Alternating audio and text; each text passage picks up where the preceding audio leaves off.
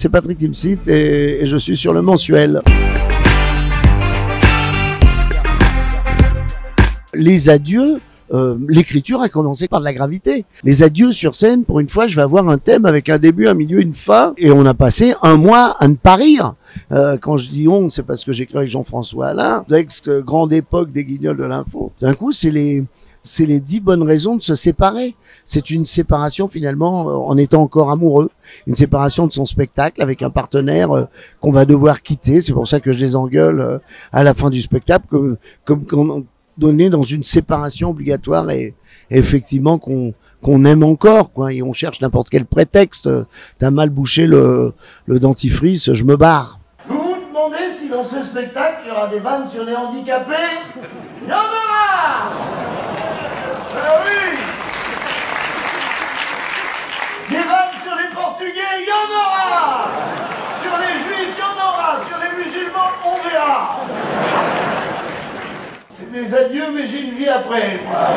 Tout le spectacle est basé là-dessus. Je vous donne les 10 vraies bonnes raisons d'arrêter, mais j'en avais 20 et j'ai choisi les plus inspirantes. Et le départ est vrai. Et puis après, c'est des prétextes à faire rire, comme on l'a dit. Le fond, c'est la gravité. La forme, c'est le rire. Donc c'est vrai que c'est la peur du spectacle de trop, la peur du trou de mémoire, la peur d'être trop vieux. On a envie de finir là-haut, quoi. Moi, j'ai envie de finir. C'est quand ça marche qu'il faut s'arrêter. Vous voyez, les gens me croient pas. En disant mais ça s'arrêtera jamais. En plus c'est vrai, ce spectacle ça fait 3 ans que je le joue, mais parce que je le prolonge, mais c'est le même spectacle. Donc il y a un vrai rendez-vous allant dans le festival. C'est un peu particulier parce que ils vont voir aussi d'autres spectacles. Je suis pas certain de retrouver mon public, mais quand tout d'un coup je joue et que c'est mon public qui vient me voir, il y a une émotion particulière. Adieu, peut-être, merci, c'est sûr. On sait que c'est le dernier malgré tout. À la fin du spectacle, en tout cas, ils ont fait comme ça, il y a eu des micro-trottoirs et beaucoup de gens n'y croyaient toujours pas. Et c'est fou, mais au moment où je dis adieu, il y a quand même une émotion comme si vraiment on se séparait et qu'ils y croyaient. Donc ça m'étonne d'autant plus. Je veux lire le doute quand je dis c'est mon dernier spectacle plutôt que vous faites bien d'arrêter, quoi. Je préfère qu'on dise non mais c'est pas possible, il peut pas arrêter, pas avec un spectacle qui marche autant. Papa, enfin c'est pas ça, écoute-moi enfin, bon sang, c'est très important ce que j'ai à t'annoncer. Je sais ce que tu veux m'annoncer. Tu veux changer de sexe, c'est ça? Bon, d'accord, mais alors attention Simon, si tu changes de sexe, prends-en un gros.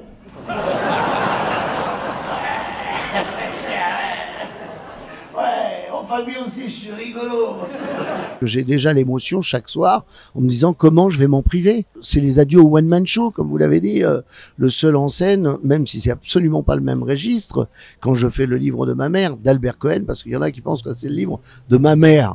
Ma propre mère me disait, mais pourquoi t'as pas fait le livre de ta mère? Pourquoi tu fais le livre de la mère d'Albert Cohen? Moi, je l'aime beaucoup, cet Albert Cohen, je le respecte. Mais fais un livre sur ta mère, il y a cette chose à dire. Et que c'est vraiment un film. C'est parce que je travaille sur l'adaptation, un livre de deuil. C'est vraiment le deuil, les remords et le demande d'explication à tout pour dire d'accepter l'incompréhensible. Et l'incompréhensible, c'est de perdre une mère, quoi. Moi, j'ai encore la mienne. Et j'arrive pas à imaginer, même chaque soir, je dis, aucun fils ne sait vraiment que sa mère mourra et tous les fils s'impatientent et se fâchent contre leur mère, les fous sitôt punis. Et je peux vous dire que même en disant ça, aucun fils ne sait vraiment que sa mère mourra. Je le vis parce que je ne sais pas.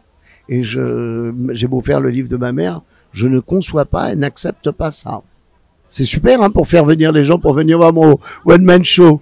Mais c'est vrai qu'on passe du rire aux larmes. Et c'est ce que mon public a accepté. Donc on parlait de ça, je n'ai pas de manque parce que je me régale. J'ai joué le livre de ma mère avec Imani au Festival officiel d'Avignon cet été, dans la cour du musée Calvé, où elle a chanté, Imani a chanté 4 morceaux. Je l'avais fait avec Kimber Rose à l'Opéra Comique. Et là, je vais faire une tournée. Je me dis, mais je vais faire ça avec des chanteuses de festival en festival ou de belles salles, de beaux lieux prestigieux pour faire une tournée comme ça musicale. Je me régale à faire avec des versions très différentes. Ces paroles que je vous adresse, fils des mères encore vivantes, sont les seules condoléances qu'à moi-même je puisse m'offrir.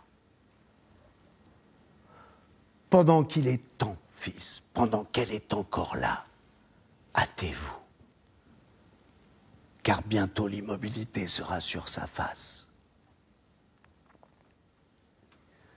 Imperceptiblement souriante, virginalement.